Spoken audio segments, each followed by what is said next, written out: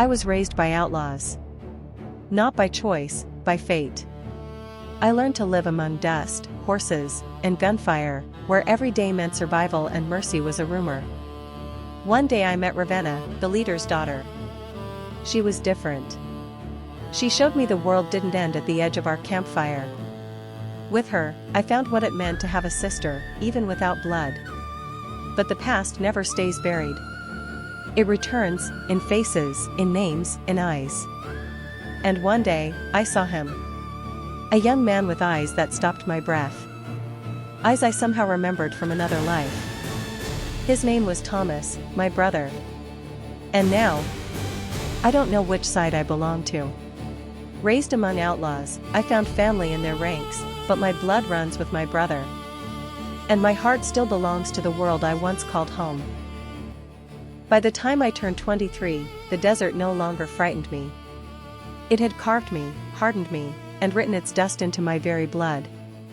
Ravenna and I had become known across the sands, two riders, two shadows, two sisters not by birth but by fire and choice. Where she went, I followed, where I stood, she stood with me.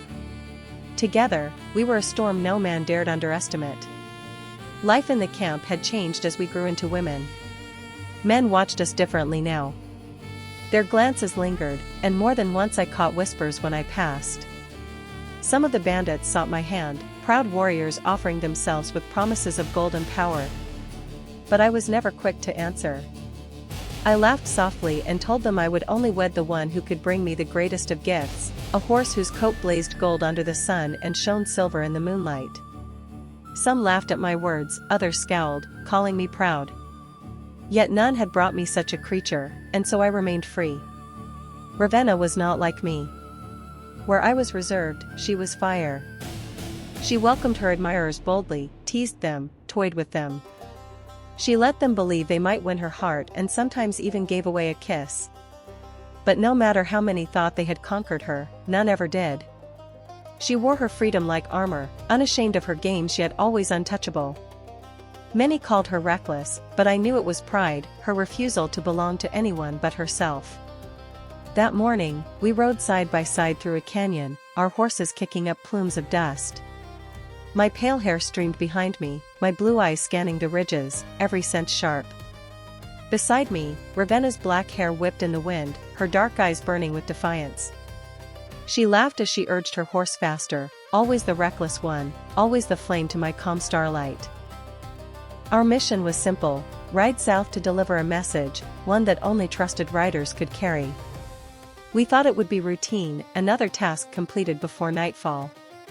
But the desert had its own plans. The first bullet cracked the silence like thunder. My horse reared, and I felt the air itself tighten.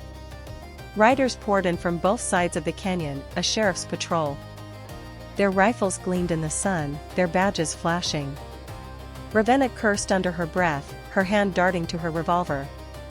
They surrounded us quickly, too many to fight, their horses circling like wolves. My breath steadied, my heart beating slow as I met the gaze of their leader, not the old sheriff himself, but his young son. He could not have been older than 18. His dark hair fell across his brow, but his eyes, those piercing blue eyes, locked with mine, and something in my chest twisted. They were eyes I had seen before, long ago, in another life. "Drop your guns," he ordered, his voice steady, though I saw the tremor of youth beneath it. He was handsome, confident, but still new to the weight of command. Ravenna smirked at me. We had survived worse. We had fought our way out of tighter cages. Still, I lowered my weapon slowly, watching his every movement. His gaze lingered on me longer than it should have. They bound our hands and led us toward town. The sun blazed overhead, the desert stretching endless around us. I kept my eyes forward, calm, though inside I measured every detail, the number of riders, the weight of their weapons, the way the young sheriff's son held himself. Ravenna leaned close to me as we rode, whispering with her usual grin, "We'll get out of this, sister. We always do." And though the ropes cut into my wrists, I believed her. Because the desert had made us survivors. And because I knew, no cell, no badge, no chain could hold us for long. The town had changed since the night I last saw it. Or maybe it was I who had changed. As Ravenna and I rode through the main street with ropes biting our wrists, people gathered in silence. Women clutched their children, men narrowed their eyes, and whispers spread like wildfire. They knew us. Even here, our names had traveled faster than our horses. The riders of the desert, someone muttered. But not every whisper was made of fear. My pale hair gleamed in the sun, my blue eyes met their stares. To some, I was the outlaw woman who turned down every suitor, promising marriage only to the man who could bring me a horse that blazed gold under the sun and silver in the moon. None had ever done it. Beside me, Ravenna rode proudly, her black hair loose, her dark eyes glinting. The crowd knew her too, the flame that men chased but never held. She smirked at the stairs, unashamed. If I was the untouchable star, she was the fire that burned anyone who came close. Now we were bound, paraded like trophies into the very place that had once been my home. The young sheriff's son led us. His dark hair clung to his brow with sweat, his revolver heavy at his hip. But his eyes, those piercing blue eyes, betrayed his youth. They were steady, but I saw flickers of uncertainty, as though each step weighed heavier than the last. When he looked at me, something passed through his gaze that was not hatred. It was recognition, faint but sharp. My chest tightened. We were thrown into the jailhouse, iron bars clanging behind us. Ravenna leaned against the wall, grinning. "Chains are only puzzles," she said. But I was remembering. This was the same town where I once held Thomas's hand and told him the stars never left. Now I sat in its jail, branded an outlaw. The young man came to the bars, his shadow long against the floorboards. He studied us both, but his eyes lingered on me. "You've been a problem for a long time," he said. Ravenna's lips curled. "A problem?" "No, boy. We're the storm you've been chasing." He ignored her. "Your name," he demanded. "Astria," I said. The name froze the air. His expression flickered, confusion, recognition, before he turned quickly. "You'll face judgment at dawn." When he left, Ravenna whispered, "He looked at you like he knew you." "Why?" I did not answer. But inside, my heart hammered. And in the shadows, I whispered a word I had not spoken in years, "Thomas." The jail smelled of rust and dust. Ravenna stretched on the cot as though it were a throne, her grin sharp in the dim glow. "I told you," she whispered, "chains are puzzles. And puzzles are for clever girls like us." I sat on the floor, back against the bars. Every creak outside clawed at old memories, but I could not drown in them. The guard was young, half asleep. Ravenna nudged me. "Now." She slid a pin from her braid into the cuffs. I slipped wire from the cot into the lock. Click. Click.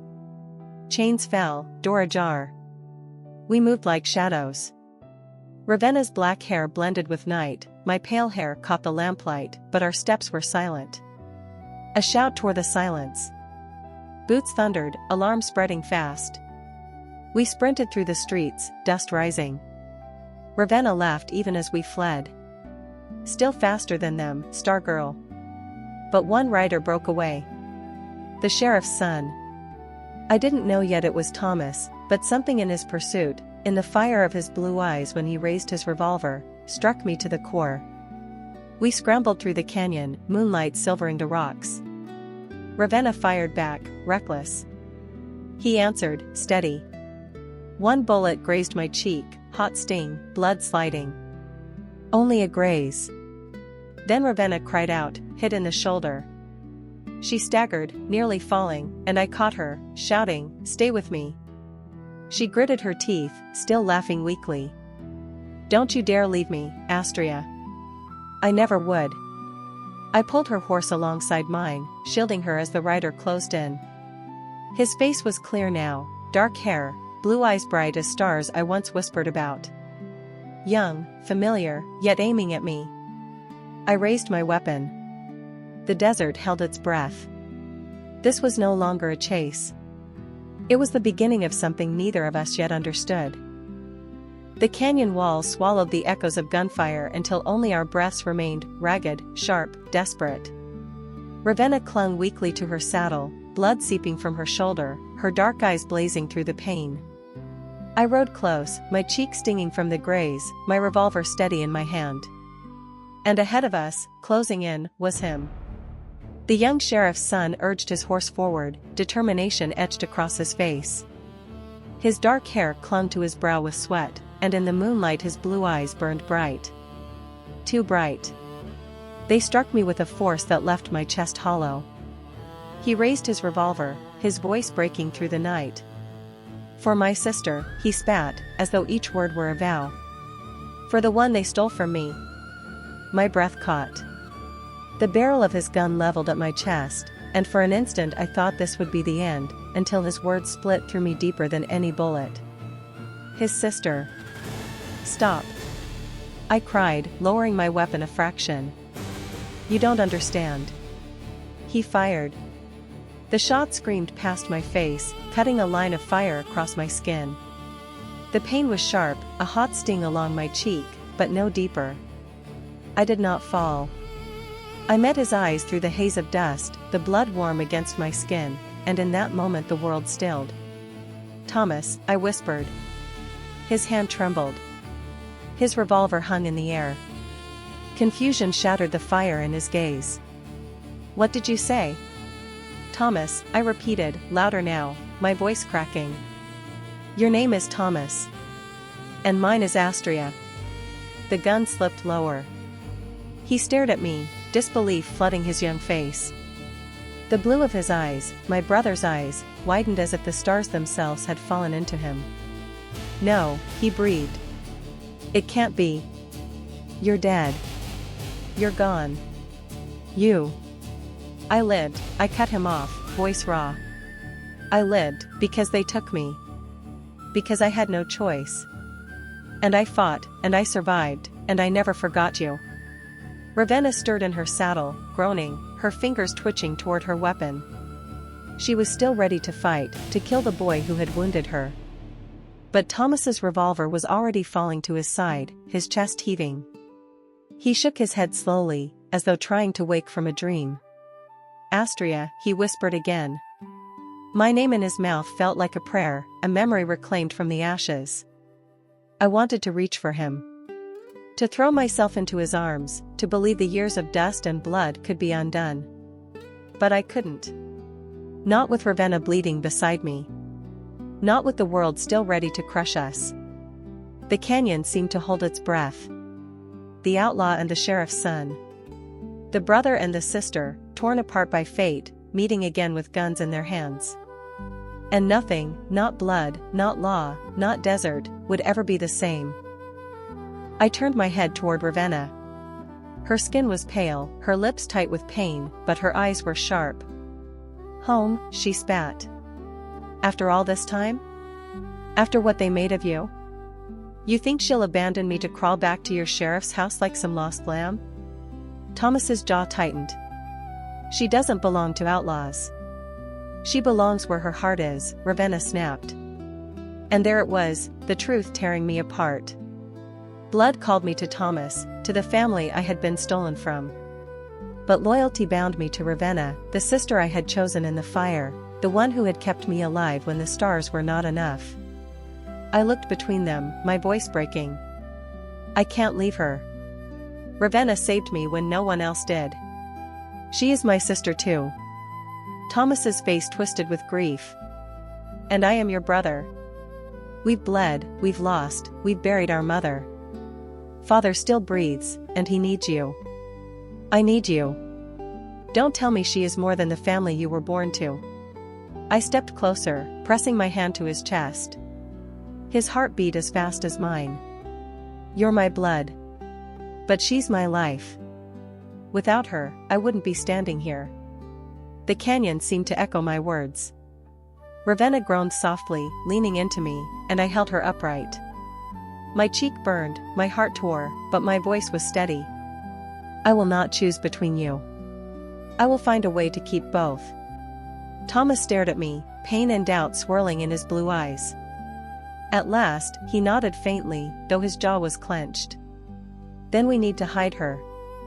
If father learns the truth, she won't see another dawn. Ravenna laughed bitterly, even in pain. So now the lawman's son wants to play the outlaws game. And in that moment, under the silver light of the moon, we three knew, there was no turning back. We rode through the night in silence.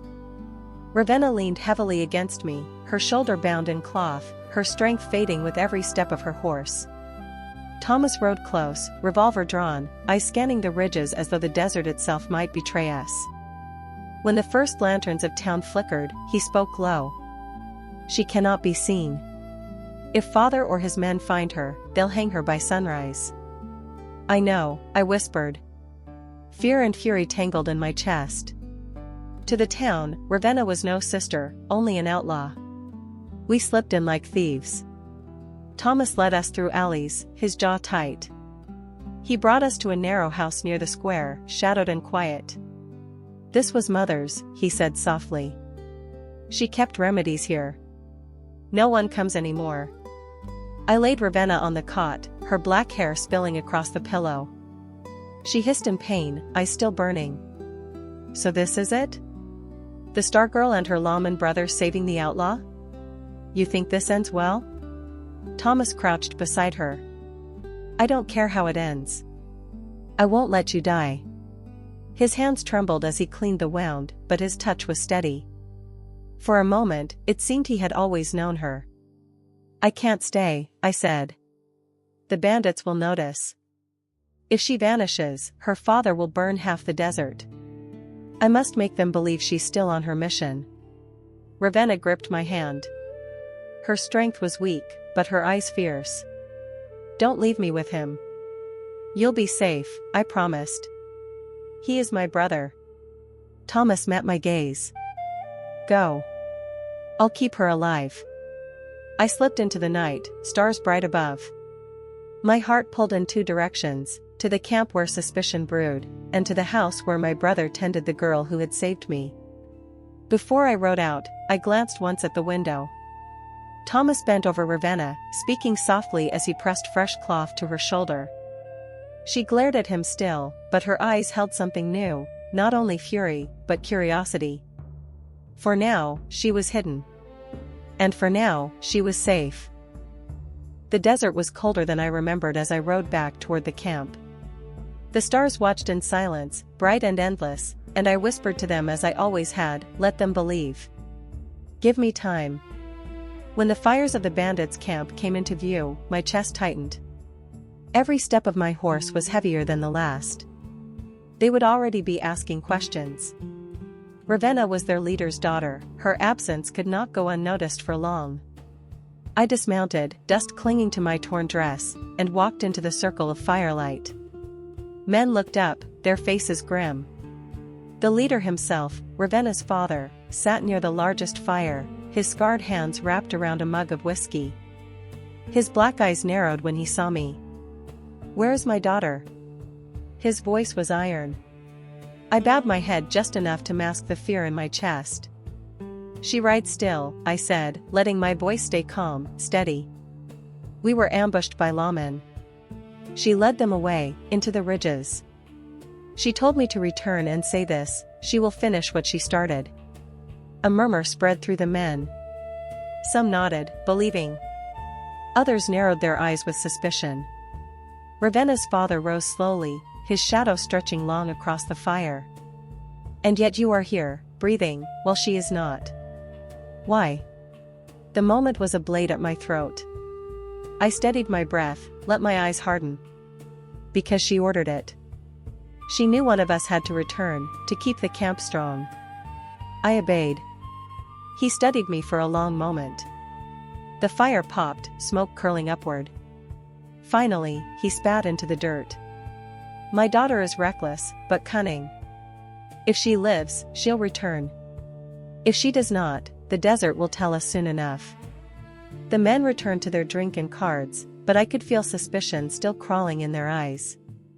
I smiled faintly, just enough to play my part, then slipped into the shadows of my tent. My hand shook only when I was alone. Every word I had spoken was a gamble. If they doubted me, if they searched, if they found Ravenna gone, all of us would burn for it. I lay back on the cot, staring at the torn canvas ceiling. In town, Ravenna bled in my brother's care. Here, I wore her mask, holding her place with lies. And yet, as much as fear gnawed at me, a strange comfort whispered through my heart.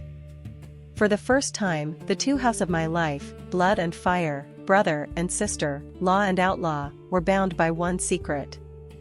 If I could hold the deception, if I could keep them believing, Ravenna would heal. Thomas would keep her safe. And perhaps, for a little while longer, the stars would protect us all. When I left them, Ravenna was pale and weak, her pride barely covering the pain in her eyes. Thomas had promised to keep her alive, but as I rode away I feared she would never forgive me for leaving her in the hands of a lawman. Yet when I returned days later, slipping back into town under the cover of dusk, I found them not as enemies but as something stranger. The small house smelled of herbs and smoke. Thomas was bent over Ravenna, his dark hair falling into his face as he bound her shoulder with steady hands. She glared at him, lips pressed thin, but she did not pull away. Her eyes flicked up at me the moment I entered. "Took you long enough," she muttered. But her voice was softer than I expected. Thomas rose quickly, his blue eyes meeting mine. "She'll live," he said. "She fights me every moment, but she listens when it matters." Ravenna scoffed. "Don't flatter yourself, lawman." But her cheeks colored faintly, and when she winced he steadied her without hesitation. Over the next nights, while I came and went to keep the bandits fooled, I saw a change I could not name. At first, their words were sharp, insults, barbs, challenges. Ravenna mocked his youth, his obedience to law. Thomas answered with stubborn fire, daring her to defy him even as he stitched her wounds. They argued over everything, the taste of the herbs he used, the way he spoke, the silence of the nights. But in the spaces between, I saw something else. I saw Ravenna watching him when she thought he wasn't looking. I saw Thomas pause longer than needed when his hands brushed hers. I heard their voices at night, low and rough, not fighting but speaking, of things I could not hear. One evening I found her awake, propped against the wall, her dark eyes thoughtful. "Your brother," she said slowly, "he's different. He doesn't see me the way the others do. Not just an outlaw. Not just a danger." She glanced away quickly, her pride bristling. "It's infuriating." Thomas told me later, when Ravenna slept, she's stronger than any man I've known. Stubborn. Proud. She doesn't let go. But he stopped himself, shaking his head, though I saw the truth in his eyes. I did not know whether to fear it or to smile. Ravenna was my sister by choice, my other half in this desert life. Thomas was my blood, my brother, the last piece of family I thought I had lost. And now, in the strangest twist of fate, the two were drawn to each other, fire meeting fire, dangerous and undeniable. The stars above the house glimmered, silent witnesses. I looked up at them as I always had and whispered, "Guide them." Because I knew what came next would be harder than any battle. If Ravenna's father discovered the truth, blood would flow. If Thomas's father learned, the law would crush us. But still, as I watched them together in the dim light, I felt a strange hope. Perhaps the desert, cruel as it was, had not only taken from us. Perhaps, just once, it had given something back.